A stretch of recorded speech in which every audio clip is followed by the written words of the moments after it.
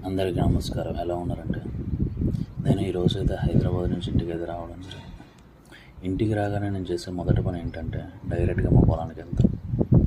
ఎంత busy city life ఉన్నా సరే పొలానికి వచ్చే ఆ ప్రశాంతత మాత్రం ఇంట్లో చెప్పాను. ప్రస్తుతం మా పొలంలో చాలా పంటలు ఉన్నాయి. మిర్చి తోట బాగా పెరిగింది. బంతిపూలు చాలా చాలా అందంగా ఉన్నాయి. వంకాయలు, గోరుచిక్కుళ్ళు, కూరబొబ్బర్లు, కొంతమంది బరబటిన్లు కూడా అంటారు, అవి కూడా చాలా బాగున్నాయి. మా నాన్నగారు ఇప్పుడే మిర్చి తోటకి నీళ్లు పెడుతూ ఎరువు వేస్తున్నారు. చిన్నప్పటి నుంచి ఆయన పడే కష్టం చూస్తూనే మేము పెరిగాం. ఆయన ఇలా కష్టపడుతున్న మమ్మల్ని పెంచి ఇలా ఈ స్థాయికి తీసుకొచ్చారు.